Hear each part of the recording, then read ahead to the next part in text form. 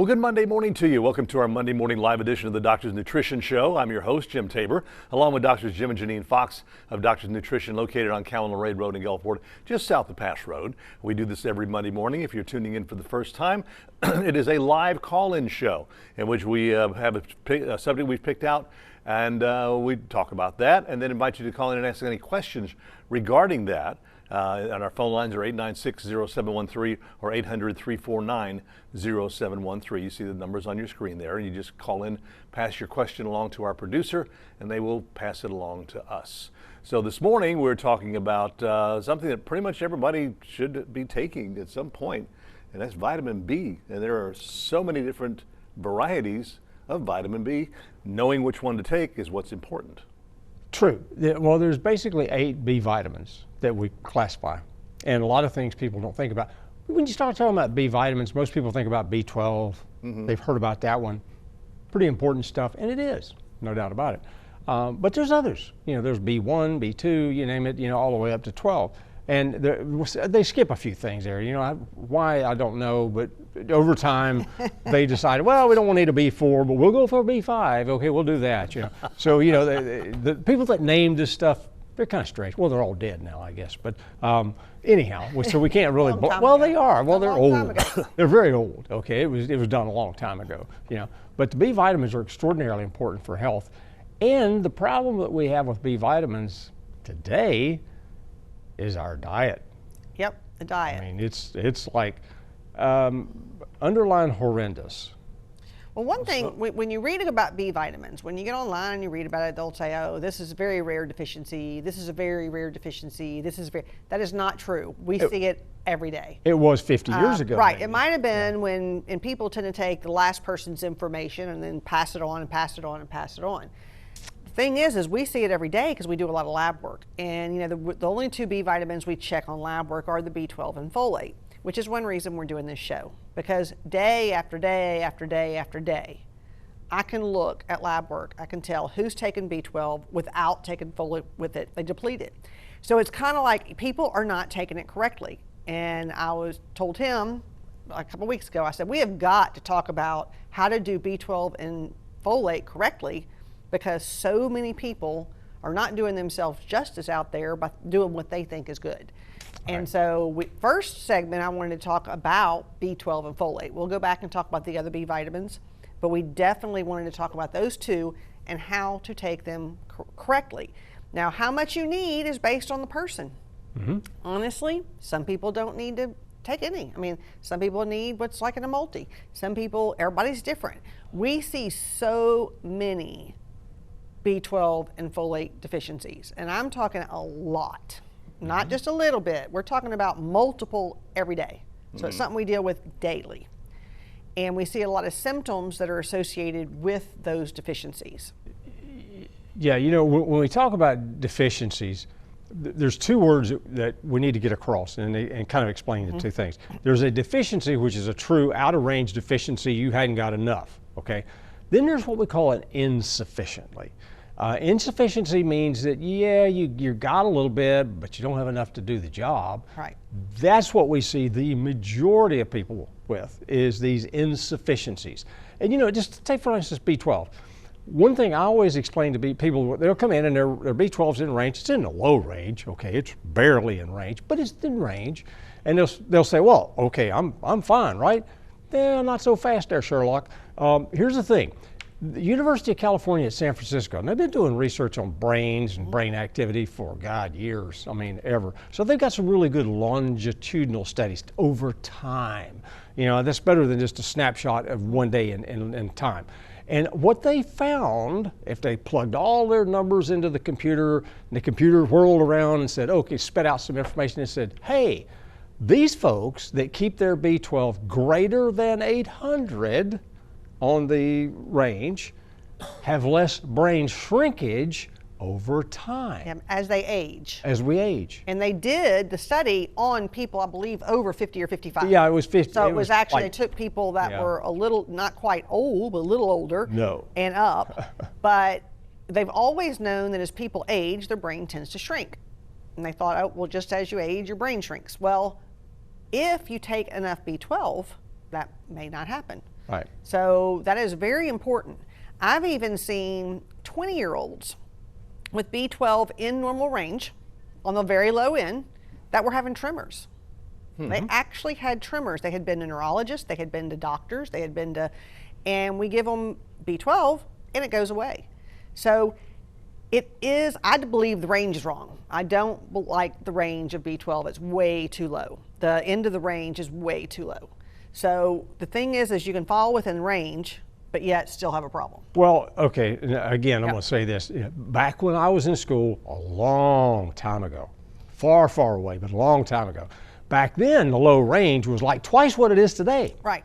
But the way they come up with those ranges is they take them bazillion of people that go in and they make a bell curve out of it. They say, okay, this guy's real low, this guy's real high, we'll chop those two guys off and we got this bell curve in the middle. You just happen to fall in that bell curve. Right. But it's the bottom end is half of what it used to be. Yep. To me, folks, that's not correct. That doesn't have anything to do with optimal health. It is a sample of the population. Right. People all don't realize that's where normal ranges come from. Normal ranges on all lab work is a sample of the population in the area that it's done in. Because different regions even sometimes will have different ranges on some things. So you don't want to be on the bottom end of everybody else. And just because everybody else is sick doesn't mean you want to follow there with them. Right. So we do see that. And We so see that's it. kind of one thing people don't think about. Now, doesn't mean go out and just take all the B12 you want. And that's another one of the problems is people go out and just buy B12. For one, a lot of times they get the wrong form. B12 should be taken, now that there's a lot of research out there and so much that's been done, your old form is the cyanocobalamin. It does not absorb well from the stomach. It is not as beneficial. It does not help methylation. You really need methyl B12. And for those people that can't even use methyl B12, there's actually hydroxy and adenosine B12 for people that are very sensitive to the B12s together. We have all of them. We don't do cyanocobalamin at the store. No. That's one thing we don't do because it's the old, outdated forms. Now, that's what you see mostly when you go to the big box stores. Yep. And when you take a bunch of B12 of any kind, then what do? You deplete your folic acid. Or so you're folate. depleting, or folate, you're depleting something else. And the same thing is if you take a bunch of folate, you can deplete your B12. So they need to be taken in ratios together, and they also, you need to have them kind of watched when you're checking them, see where you are. Just because you're taking B12 does not mean you're not deficient. I have people all the time that's taking it and they're still deficient when they come in. All right. Yeah. It's 8 minutes after 9 o'clock, 896-0713 or 800-349-0713. Talking about vitamin B this morning, so we'll take a break and we'll be back with your questions. And welcome back. It's 10 minutes after 9 o'clock. We're talking about vitamin B this morning. When we started this journey together about 9-10 years ago, y'all and I'd get all my blood work and everything. Y'all put me on B12 with methylfolate. Within the last year, though, you've changed me to methylcore. So what's the difference? Well, okay, the B12 and folates do it just for that reason. I mean, B12 gives you methylfolate. Okay, that's pretty good. In your case, you know, we do some lab work and we find out like, yeah, okay, I hate to say this, I hate to say it, but we're maturing more. And as we mature, we tend to make more homocysteine. So to keep that homocysteine in control, we added or changed you over to the methylcore. Now, methylcore is a combination of B6, B12, folate, and some trimethylglycine. So it's all about getting that homocysteine under control because that's a really bad indicator for, and we don't want to see it go high. Yep. And in your case, we're keeping you in a good range, Right. because we just don't want to see it go high because as it goes high, it's an indicator for cardiovascular and dementia too. Right, and that's one reason why you want the methylated forms is for the people that actually have the genetic problems where they do make too much homocysteine. The only treatment out there is methyl B12, methylfolate, and B6. So, and we use trimethylglycine, there's a few other things in with it, but that is something that you need to be paying attention to, and that's another value that we check is homocysteine. So that's why it is so important to take the right forms. It is so important to actually take them together, not deplete one over the other. Right. Caller with a question, does the name brand B12 vitamin differ from store brand? Can you get B12 from your diet? Well, yeah, to answer the last question first, can you get B12 from your diet? Sure, unless you're vegan. Now, you've noticed mostly animal products. You know, liver's really good, okay, but even red meat, you know, beef and stuff like that, you get a lot of B12 and so on there. Even chicken, believe it or not. But, you know, when you start talking about the name brand versus, turn any bottle, I don't care who's you buy, whether it's ours, whether it's somebody else's, name brand, it doesn't matter. Just pick it up, turn it on the side, it says supplement facts. It's going to give you the facts or the skinny about what's in there. Now, what you want to look at is look at the form of B12. If it's cyanocobalamin, not so good. If it's folic acid, really not so good. Right. Because folic acid is actually a synthetic, okay? So we don't want that.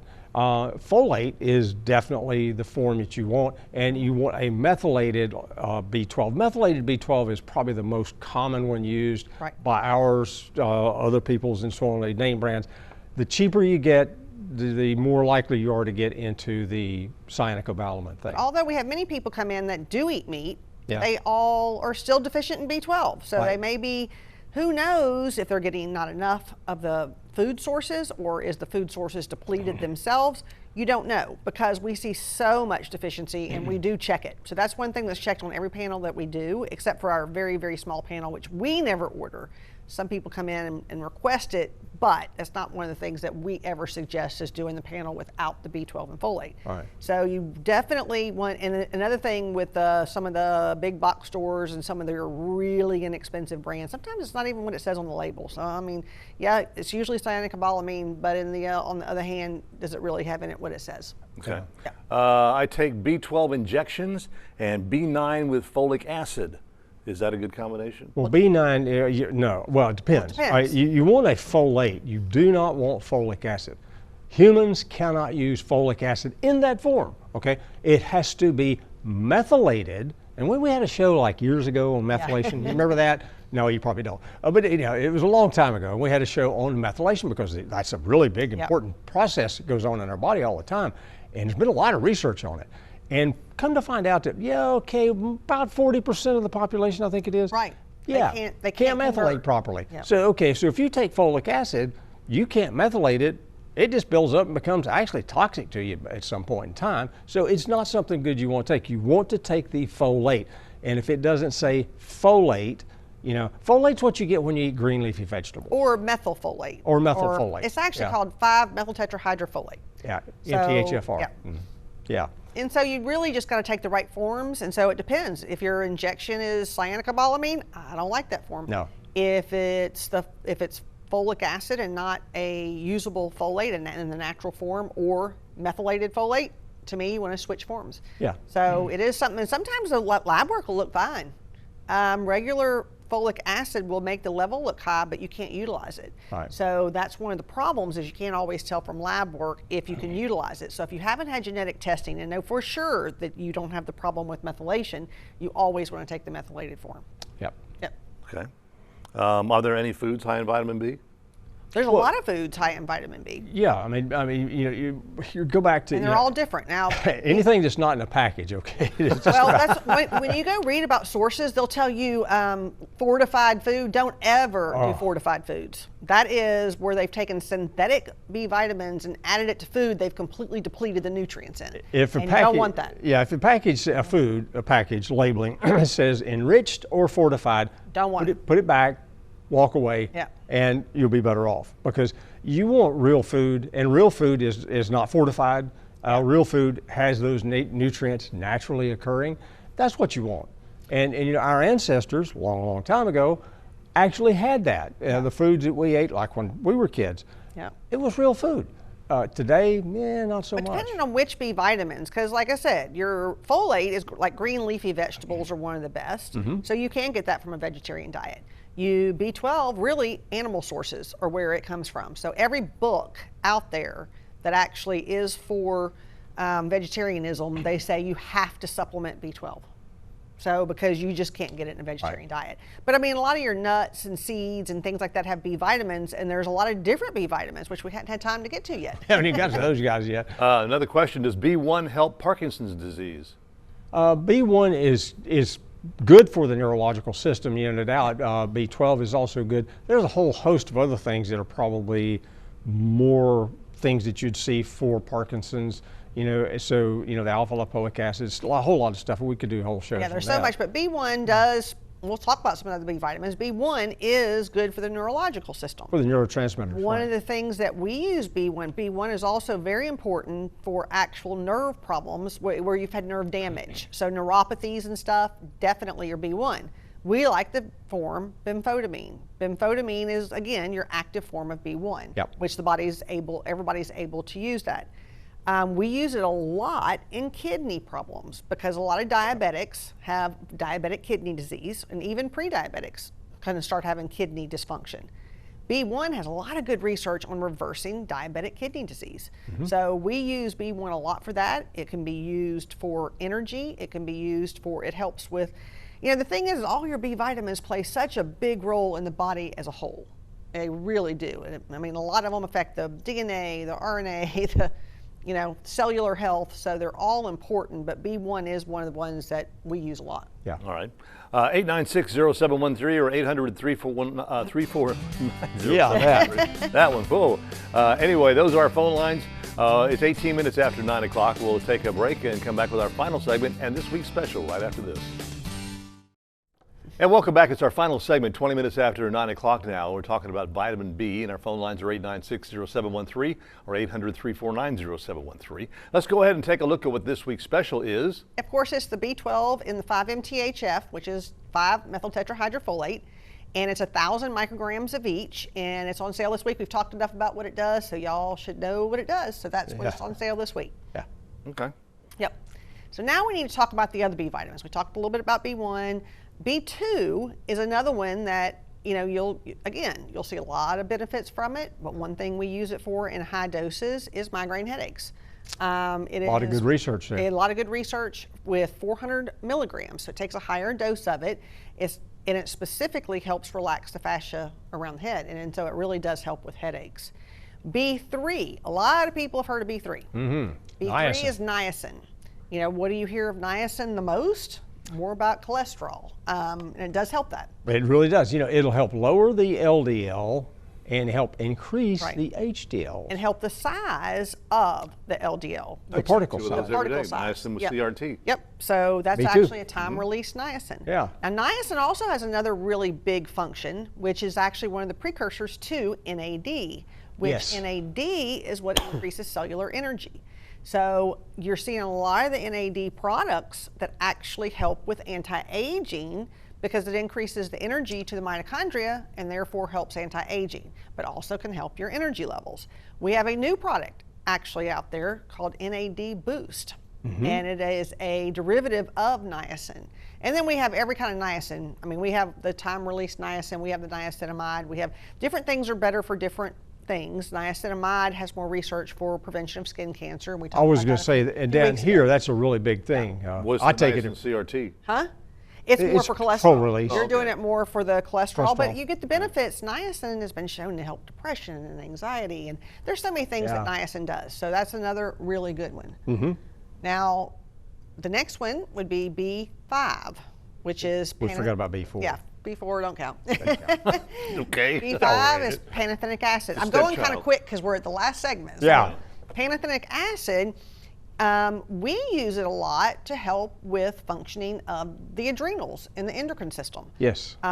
Big role for that, helping handle stress better, but all your B vitamins. You've heard of stress tabs, and B vitamins are known to help the body with handling stress better. So pantothenic acid is one of the specifics, so you're always going to see it in a B complex. B6. And B6. You know, B6 is a cofactor. B6 and magnesium are used in almost every process that the body does. So when you have cofactors, it means you have to have it to make something else work properly. And so B6 is very important. We also have used it for years as a natural diuretic.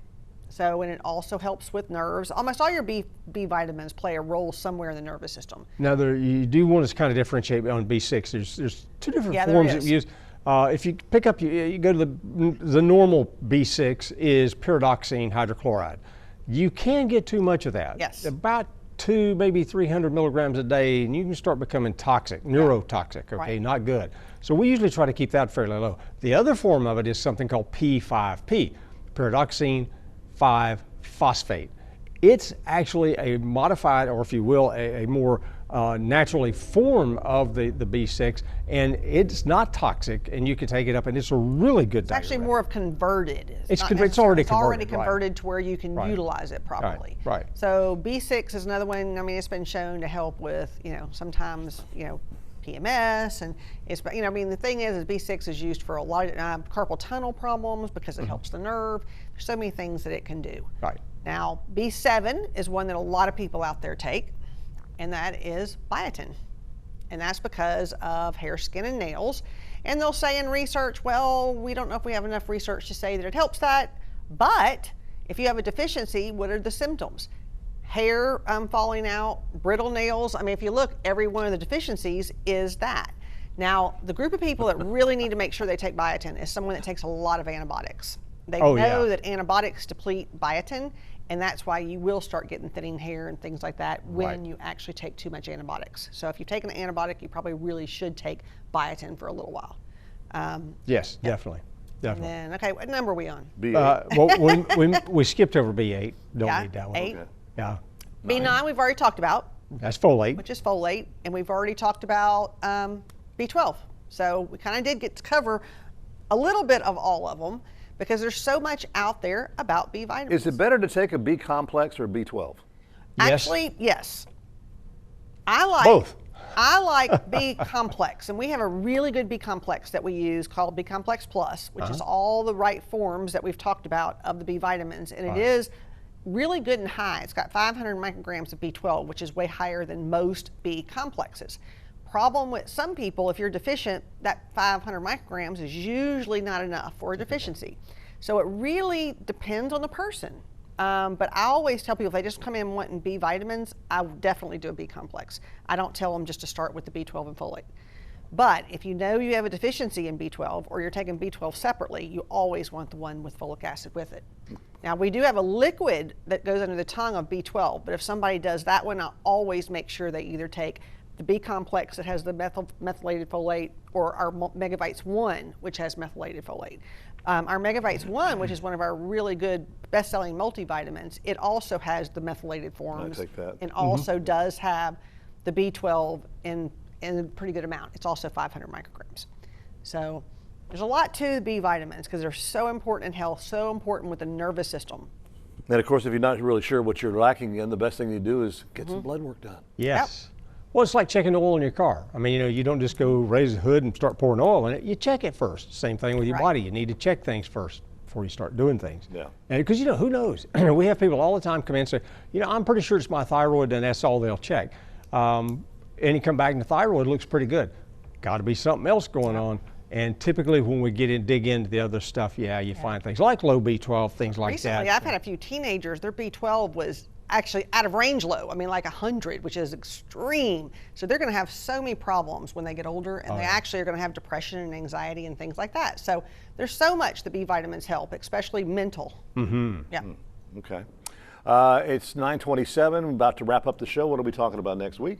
Next week, it is National Diabetes Month in November. So we are going to be talking about diabetes because we talk about it a lot anyway. So we're going to do a little show specifically on it. Yeah. Okay. Yep. All right. Well, thank you for joining us this morning. Thank you for your phone calls. We will be back next Monday morning, of course, at 9 o'clock. You can find a lot more information, of course, on their Facebook page. You can also go on YouTube now and find subscribe to YouTube and click the button. The channel. And of course, doctorsnutrition.com. Have yourself a wonderful week, and we'll see you next Monday morning on the Doctor's Nutrition Show. For more information on highlighting your business and services on Healthy Living South Mississippi, contact Jim Tabor